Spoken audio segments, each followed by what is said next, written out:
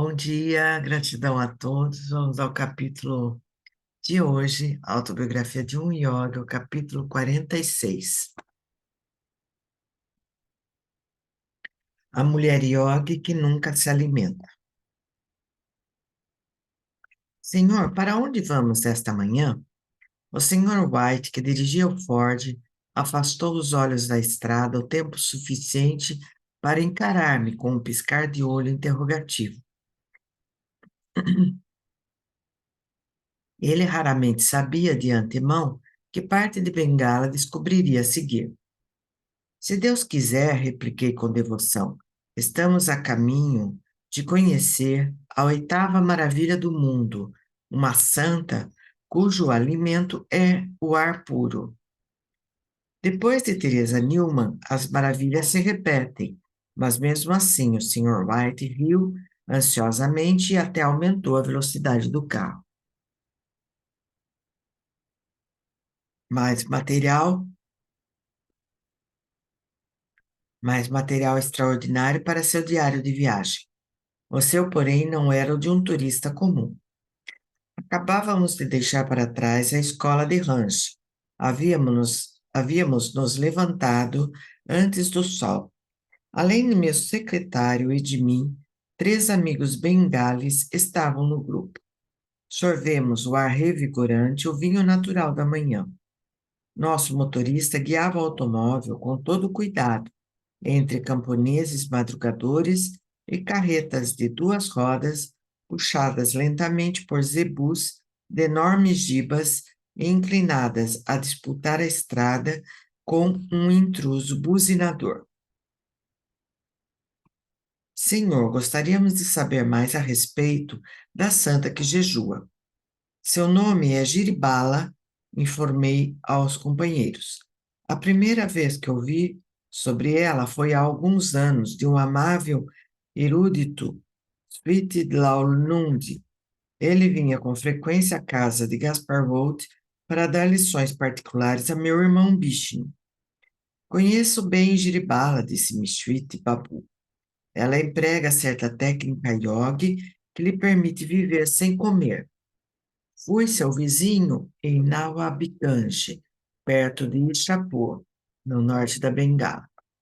Decidi observá-la de perto e nunca encontrei evidência de que comesse ou bebesse. Meu interesse cresceu a tal ponto que um dia procurei o Marajá de Burdwan e pedi-lhe que realizasse uma investigação. Espantado com a história, ele a convidou a seu palácio. Ela concordou em submeter-se a um teste e viveu 2 meses fechada numa pequena parte da residência do Marajá. Posteriormente, voltou ao palácio para uma permanência de 20 dias e depois para um terceiro teste de 15 dias. O próprio Marajá declarou-me que os 3 rigorosos escrutínios o convenceram, acima de qualquer dúvida, de que ela jamais comia. E concluí. Esta história de Sweet Babu permaneceu em minha mente por mais de 25 anos.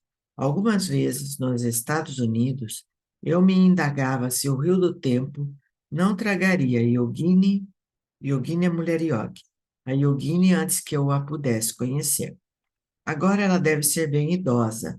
Ainda não sei onde mora, nem se ainda está viva. Mas em algumas horas chegaremos a Purulha. O irmão de Giribala tem uma casa lá. Às 10h30, nosso pequeno grupo conversava com seu irmão, Lambodar Bey, advogado, em Purulha. Sim, minha irmã ainda vive. Às vezes ela fica comigo aqui, mas no momento está na casa de nossa família em Biur. Lambodar Babu lançou um olhar desconfiado ao forte. Acho, Swamiji, que jamais qualquer automóvel se aventurou em interior tão remoto quanto Biur. Seria melhor se todos resignassem aos solavancos de uma carreta de bois. Nosso grupo em uníssono jurou lealdade ao orgulho de Detroit. O Ford vem dos Estados Unidos, eu disse ao advogado. Seria uma vergonha privá-lo da oportunidade de conhecer o coração de Bengala. E Ganesh os acompanhe. Ganesh é o deus da boa sorte, removedor de obstáculos. E Ganesh os acompanhe, disse Lambodar Babu rindo, e acrescentou cortesmente: se conseguirem chegar até lá, tenho certeza de que Giribala ficará contente em vê-los. Ela está chegando aos 70 anos, mas continua com excelente saúde. Senhor, diga-me, por favor, é realmente verdade que ela não come? Olhei diretamente seus olhos, às reveladoras janelas da alma. É verdade. Seu olhar era franco e leal. Durante mais de 5 décadas, jamais a vi comer sequer uma migalha. Se o fim do mundo chegasse de repente, eu ficaria menos surpreso do que se visse minha irmã se alimentando. A risada foi geral, devido à improbabilidade desses dois acontecimentos cósmicos. Shiribala nunca procurou a solidão inacessível para suas práticas de yoga, continuou Lambodar Babu. Viveu a vida inteira cercada pelos parentes e amigos. Todos estão agora perfeitamente acostumados a seu estado incomum. Qualquer um deles ficaria estupefado se Giribala subitamente decidisse comer qualquer coisa. Minha irmã vive em discreto retiro, como convém a uma viúva hindu, mas nosso pequeno círculo em Purulha e Biur sabe que ela é literalmente uma mulher excepcional. A sinceridade do irmão era evidente. Nosso pequeno grupo agradeceu calorosamente e partiu para Biur. Paramos no mercado para comprar lutis e caril, atraindo um enxame de garotos que rodearam o Sr. White para vê-lo comer com as mãos a maneira simples dos hindus. Seria o que Tzvá costumava dizer: o Senhor nos deu os frutos da boa terra. Gostamos de ver nossa comida, cheirá-la, saboreá-la, e o hindu também gosta de apalpá-la. Um exigente apetite fez com que nos fortalecêssemos para uma tarde que, sem que suspeitássemos no momento, seria bastante penosa. Nosso caminho agora nos levava para o leste, cruzando arrozais banhados pelo sol até o distrito Burdwan de Bengala. Prosseguíamos por estradas margeadas por densa vegetação. As canções de bainás e tordos de pescoço listrado brotavam de árvores cujas ramagens se pareciam a enormes guarda-sóis. De vez em quando, uma carreta de bois, o chiante rim-rim do eixo e das rodas de madeira com aros de ferro, contrastava de forma nítida em nossa mente com o rápido e suave deslizar dos pneus no asfalto aristocrático das cidades. Dick, pare! Meu súbito pedido provocou um solavanco de protesto do Ford. Esta mangueira sobrecarregada de frutos está bradando um amável convite. Nós 5 saltamos como crianças para o chão coberto de mangas. A árvore soltara benevolentemente os frutos que estavam maduros. Muitas mangas nascem para não serem vistas, parafraseei, e desperdiçam sua doçura no chão pedregoso. Nada igual a isso nos Estados Unidos, hein? Swamiji, disse rindo Sailet Mazumdar, um de meus estudantes bengales. Não, admiti repleto de mangas e contentamento. Que falta sentir desta fruta no Ocidente? Sem mangas, o paraíso para o hindu é inconcebível. Atirei uma pedra e fiz despencar uma beldade orgulhosa do ramo mais alto. Dick, perguntei entre nacos de ambrosia aquecida ao sol tropical. Todas as câmeras fotográficas estão no carro? Sim, senhor, no porta-malas. Se Giribala for realmente uma santa, quero escrever a respeito dela no Ocidente. Uma yogini hindu com poderes tão inspiradores não deveria viver e morrer desconhecida, como a maioria destas mangas. Meia hora mais tarde, eu ainda vagava naquela paz silvestre. Senhor, devemos alcançar Giribala antes que o sol se ponha, se quisermos ter suficiente luz para as fotografias, comentou o senhor White, acrescentando com um sorriso. Os ocidentais são um bando de céticos. Sem fotos, não podemos esperar que acreditem nessa senhora. Essa pitada de sabedoria era inquestionável. Dei as costas à tentação e voltei para o carro. Você tem razão, Dick, suspirei enquanto acelerávamos. Sacrifico o paraíso de mangas no altar do realismo ocidental. Temos que conseguir fotografias. A estrada se tornou gradativamente mais doentia.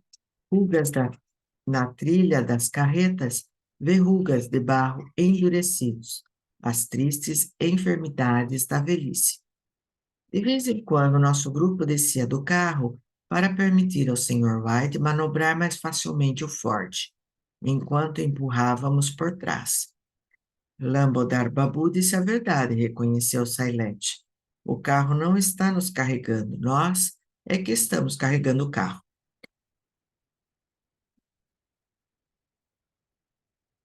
O tédio de entrar e sair do carro era amenizado uma vez ou outra pelo aparecimento de uma aldeia, cada uma delas um cenário de pitoresca simplicidade. Nosso caminho se torcia e dava voltas por bosques de palmeiras entre vilarejos antigos e intactos, aninhados à sombra da floresta. Registrou o Sr. White em seu diário de viagem em 5 de maio de 1936. Muitos fascinantes são estes aglomerados de choupanas de barro e sapê, decoradas com um dos nomes de Deus na porta. Muitas criancinhas nuas, brincando inocentemente, param para regalar os olhos ou fugir precipitadamente desta carreta enorme, preta e sem bois, cortando alucinada a aldeia. As mulheres simplesmente espiam das sombras, enquanto os homens se refestelam preguiçosamente sob as árvores, à margem do caminho, encobrindo sua curiosidade sob um ar de indiferença. Num desses lugares, todos os habitantes tomavam banho alegremente num grande açude, todos vestidos, mas trocando depois as roupas molhadas por outras secas. Mulheres carregando água para casa em enormes jarras de latão. A estrada nos conduzia por altos e baixos, como em divertida caçada. Fomos sacudidos em todas as direções, mergulhamos em pequenos arroios, demos meia volta para contornar um corredor inacabado, deslizamos por leitos de rios secos e arenosos e, finalmente, quase às 5 horas da tarde, nos aproximamos de nosso destino, Biur. Esta pequena aldeia no interior do distrito de Bancura, escondida pela proteção de folhagem densa, é inacessível aos viajantes na estação das chuvas. Segundo nos disseram, nessa época os riachos são torrentes furiosas e as estradas parecem serpente, cuspindo seu veneno, a lama. Pedindo um guia a um grupo de devotos que voltava para casa após as orações no templo, em um campo solitário, fomos assediados por uma dúzia de garotos escassamente vestidos que subiram nos lados do carro, ansiosos para nos levar até Guiribala. O caminho levava a um bosque de tamareiras que abrigava um grupo de choças de barro, mas antes de alcançá-lo, o Ford inclinou-se momentaneamente em ângulo perigoso, arremessou-se para o alto e voltou ao chão. A estreita trilha, contornando árvores e açudes, conduziu-nos por cristas, buracos e sulcos profundos. O carro ficou ancorado em uma moita de arbustos.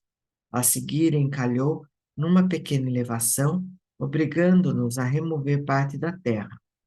Prosseguimos lenta e cuidadosamente. De súbito, o caminho foi interrompido por um amontoado de galhos no meio da trilha de carretas, sendo necessário um desvio descendente à beira de um precipício que ia terminar num açude seco, do qual fomos resgatados com pás, enxadas e raspadeiras. Repetidas vezes o caminho nos pareceu intransitável, mas a peregrinação precisava continuar.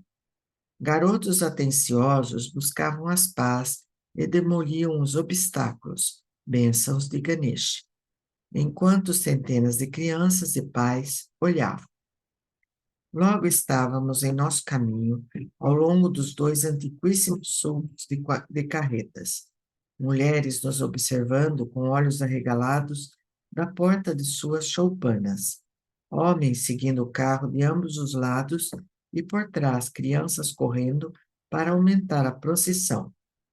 O nosso carro talvez tenha sido o primeiro a transitar por estas estradas. O sindicato dos carros de boi deve ser onipotente aqui. Que sensação causamos? Um grupo pilotado por um americano, pioneiros a bordo de um carro resfolegante, a mexer diretamente com a estabilidade da aldeia, invadindo sua antiga privacidade e santidade. Paramos numa viela estreita a uns 30 metros do lar ancestral de Giribala. Sentíamos a vibração da vitória após a longa luta com a estrada, coroada por um último e rude trecho. Acercamos-nos de uma construção grande, de 2 andares, de tijolos e argamassa, dominando as choças de adobe à sua volta. A casa estava passando por concertos, pois em torno dela se via o característico andaime tropical de bambus. Com inquieta expectativa e júbilo contido, paramos diante das portas abertas. Ali vivia a criatura abençoada pelo Senhor, com o toque dos que não têm fome.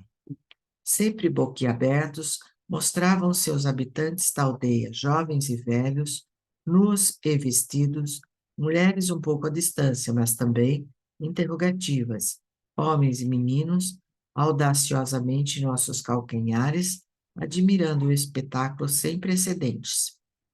Logo, uma figura de baixa estatura surgiu à soleira da porta. Giribala estava envolta num traje de seda de um dourado pálido. Ao modo tipicamente hindu, avançou, modesta e hesitante, espiando-nos por sob a dobra superior do pano swadesh que lhe cobria a cabeça. Seus olhos reluziam como brasas vivas por entre as sombras da roupa. Ficamos enamorados por seu rosto de benevolência e autorrealização, livre da mácula do apego terrestre.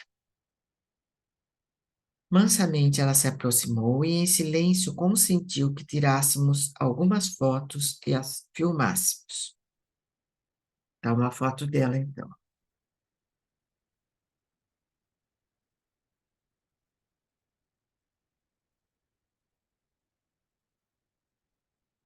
Paciente e timidamente suportou nossas técnicas fotográficas de ajustes de posição e de luz. Por fim, tínhamos guardado para a posterioridade muitas imagens da única mulher do mundo que se sabe ter vivido sem comer nem beber por mais de 50 anos. Teresa Newman naturalmente jejua desde 1923. Minha maternal era, muito maternal, era a expressão de Giribala ao permanecer diante de nós, inteiramente coberta por suas vestes, soltas e flutuantes, sem que nada se visse de seu corpo, a não ser a face de olhos baixos, as mãos e diminutos pés. Um rosto de rapaz e de inocente equilíbrio, lábios largos, trêmulos, infantis, nariz femininos, olhos amendoados e reluzentes, num sorriso pensativo. Compartilhei as impressões do Sr. White com Giribala. A espiritualidade a envolvia, tal qual o seu véu de suave brilho. Ela fez pranam diante de mim, que é o gesto costumeiro de saudação de uma dona de casa a um monge. Seu encanto simples e sorriso quieto nos deram uma acolhida superior a uma oratória melíflua. Esquecida ficou a nossa viagem, difícil e empoeirada. A pequena santa sentou-se de pernas cruzadas na varanda. Embora demonstrasse os sinais da idade, não tinha aspecto macilento. A pele cor de oliva conservava sua tradicional tonalidade pura e saudável. Mãe, eu disse em Bengali. Durante mais de 25 anos, pensei com ansiedade nesta peregrinação. Switi Launund Babu falou-me sobre sua vida sagrada. Ela concordou com a cabeça, em sinal de reconhecimento. Sim, meu bom vizinho Inawabina Biganji. Nesses anos todos, atravessei os mares, mas nunca esqueci meu plano de vê-la um dia. O drama sublime que a senhora aqui representa modestamente deveria ser proclamado ao mundo que há muito esqueceu o divino alimento interior. A santa ergueu o olhar por um momento, sorrindo com sereno interesse. Baba, venerado pai, sabe o que é melhor, respondeu mansamente. Fiquei contente por ela não se sentir ofendida. Nunca se sabe como os yogis e as yoginis reagirão à ideia de publicidade. Via de regra, eles a evitam, desejosos de prosseguir em silêncio a profunda investigação da alma. Uma autorização interna, quando chega a hora, lhes permite exibir a sua vida abertamente, em benefício das mentes buscadoras. Mãe, continuei, perdoe-me então por sobrecarregá-la com tantas perguntas. Por favor, responda somente as que lhe agradarem.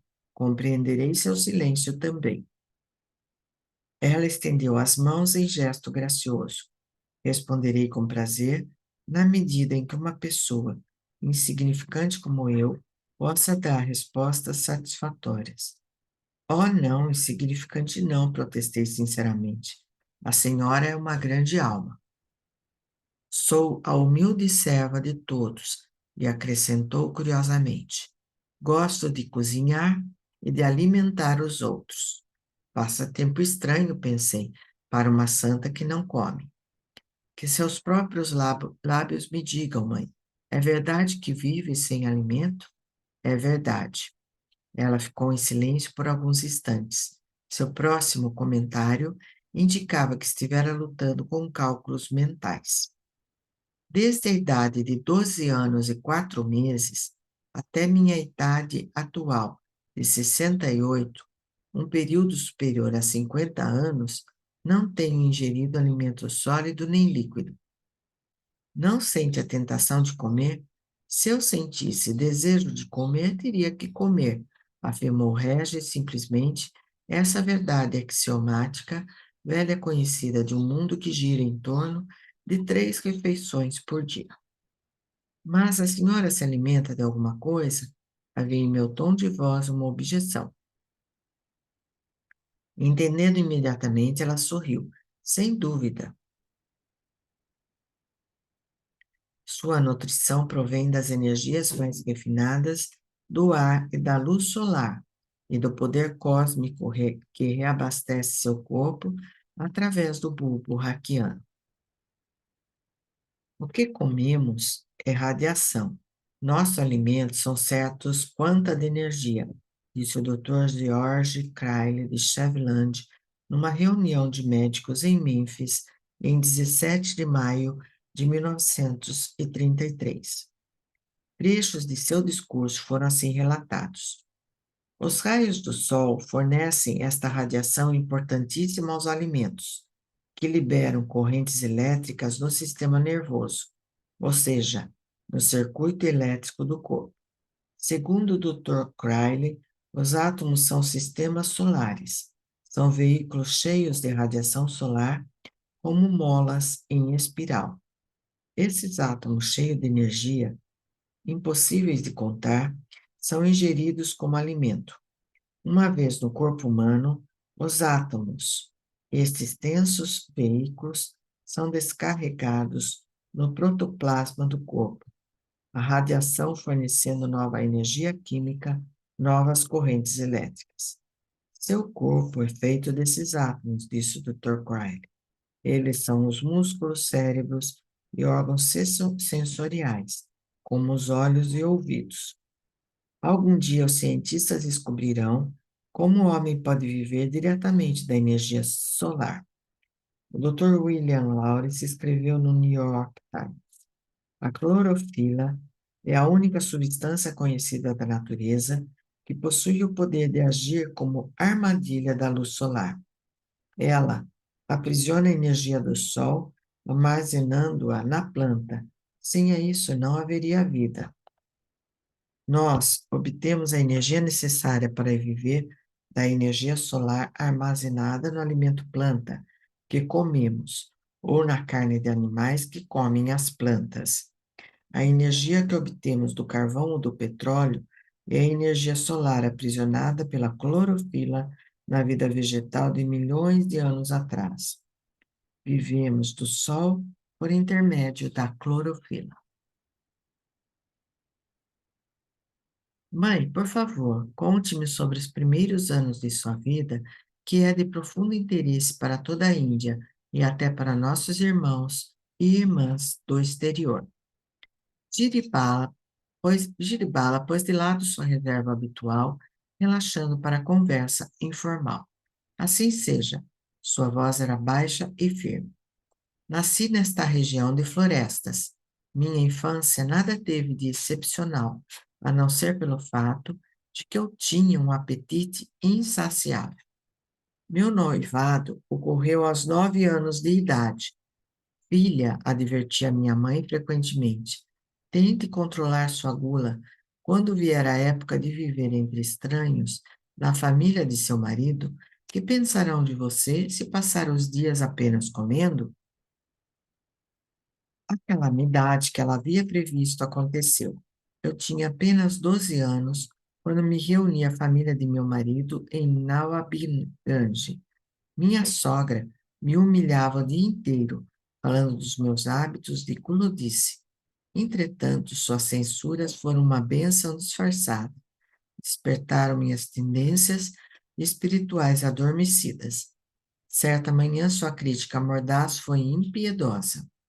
Logo, vou lhe provar, disse eu, sentindo a ferroada até a medula, que nunca mais tocarei em comida enquanto viver. Ah, é? Minha sogra riu com menosprezo. Como pode viver sem comer, quando não pode nem viver sem comer demais? Este comentário era irrefutável. Contudo, uma resolução de aço tinha entrado no meu coração. Num lugar isolado, procurei meu Pai Celestial. Orei sem cessar. Senhor, por favor, manda-me um guru, alguém que possa ensinar-me a viver-me de tua luz e não de comida. Um êxtase me sobreveio. Sob encantamento beatífico, parti para o Ghat de Nawabganj, à beira do Ganges. No caminho encontrei o sacerdote da família de meu marido. Venerável Senhor, disse eu confiantemente, faça a gentileza de dizer como se vive sem comida. Ele me olhou fixamente sem responder, e afinal falou consoladoramente. Filha, venha ao templo hoje à noite. Conduzirei uma cerimônia védica especialmente para você. Sua resposta vaga não era a que eu procurava. Continuei em direção ao gato. O sol matutino penetrava na água, purifiquei-me no Ganges como se fosse para uma iniciação sagrada. Ao me afastar da margem do rio, com a roupa molhada, em plena luz do dia, vi meu mestre materializar-se à minha frente. Querida pequenina, disse com voz de amorosa compaixão, sou o guru enviado por Deus para satisfazer sua prece urgente. Ele ficou profundamente comovido com a essência incomum de sua oração. De hoje em diante, você viverá de luz astral. Os átomos do seu corpo serão recarregados pela corrente infinita. Giribala silenciou. Tomei o lápis e o bloco de anotações do Sr. White e traduzi para o inglês alguns itens da conversa a fim de informá-lo. A santa retomou a história em voz suave, quase inaudível. O gato estava deserto, mas meu guru lançou em torno de nós uma aura de luz protetora para que nenhum banhista vagando por ali nos incomodasse. Ele me iniciou numa técnica de cria, liberta o corpo da dependência do grosseiro alimento dos mortais. A técnica inclui o uso de certo mantra. Mantra, poderoso cântico vibratório. Mantra é instrumento do pensamento, significa os sons ideais inaudíveis que representam o aspecto da criação. Quando vocalizados em símbolo, o mantra constitui terminologia universal. Os poderes infinitos do som derivam de Om, o verbo, ou zumbido criador do motor cósmico. A técnica inclui o uso de certo mantra e um exercício respiratório mais difícil que os realizáveis por uma pessoa comum. Não há magia nem drogas medicinais, nada além de cria. Imitando o repórter de um jornal americano que, sem perceber, me ensinou seu método de entrevistar, interroguei Guiribala sobre muitos assuntos que achei que interessariam ao mundo. Ela me deu pouco a pouco as seguintes informações. Nunca tive filhos, fiquei viúva há muitos anos. Durmo muito pouco, já que sono e vigília são iguais para mim. Medito à noite, cumprindo meus deveres domésticos durante o dia. Sinto ligeiramente a mudança de clima de uma estação para outra. Nunca estive doente, nem sofri de qualquer moléstia. Sinto apenas uma leve dor quando sou ferida acidentalmente. Não tenho excreções físicas. Posso controlar as batidas de meu coração e minha respiração. Tenho visões frequentes de meu guru e de outras grandes almas. Mãe, perguntei, por que não ensina aos outros o método de viver sem comer? Minhas ambiciosas esperanças para os milhões de famintos do mundo foram rapidamente destruídas. Não, ela negou com a cabeça. Recebi ordens rígidas de meu guru para não divulgar o segredo. Não é desejo dele intrometer-se no drama divino da criação. Os agricultores não me agradeceriam se eu ensinasse muita gente a viver sem comida. As frutas deliciosas jazeriam inutilmente no chão. Parece que a miséria, a fome e a doença são chicotes de nosso karma, que, em última instância, nos fazem buscar o verdadeiro significado da vida. Mãe, eu disse devagar, então de que adianta a senhora ter sido eleita para viver sem alimento? Provar que o homem é espírito. Seu rosto iluminou-se de sabedoria. Demonstrar que, pelo progresso divino, o homem pode gradualmente aprender a viver da luz eterna e não da comida.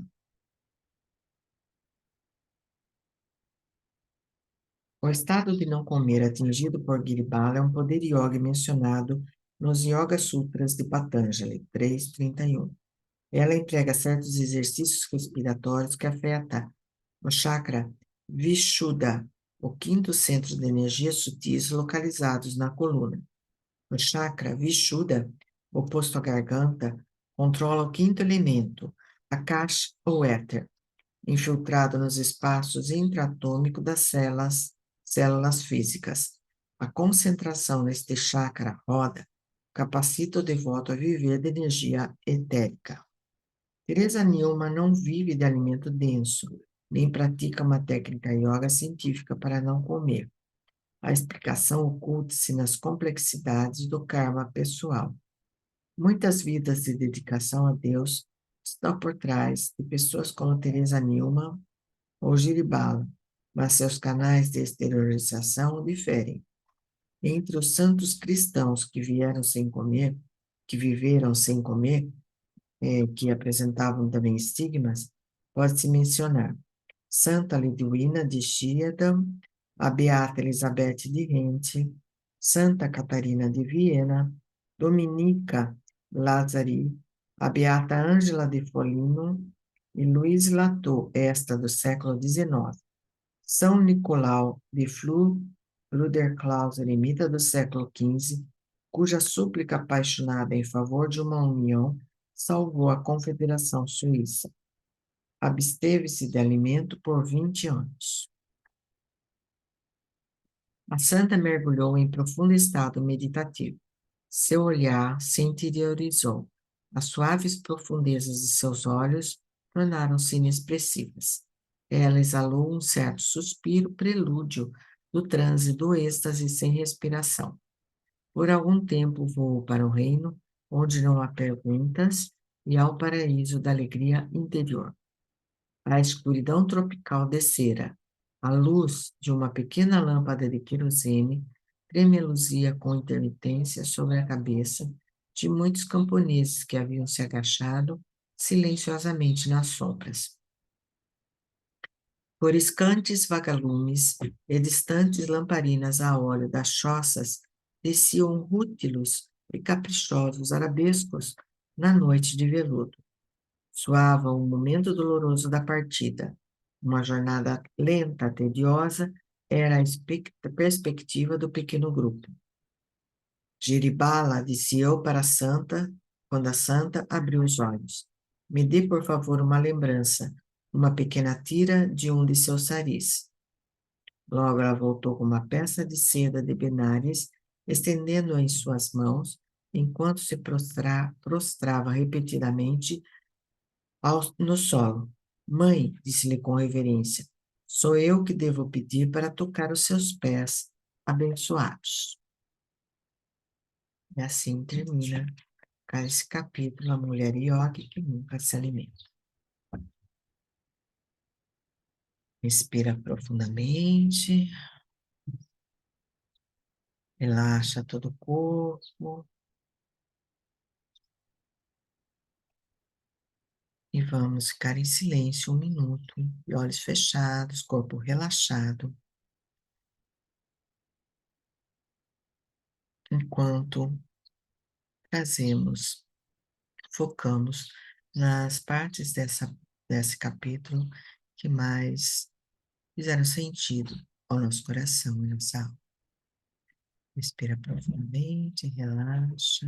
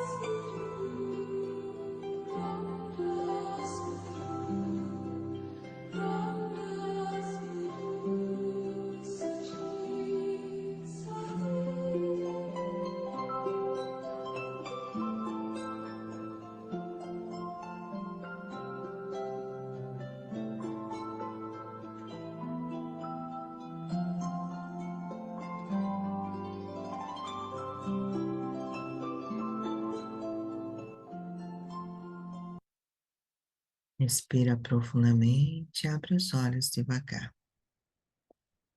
Gratidão pela presença de todos e até amanhã, se Deus quiser.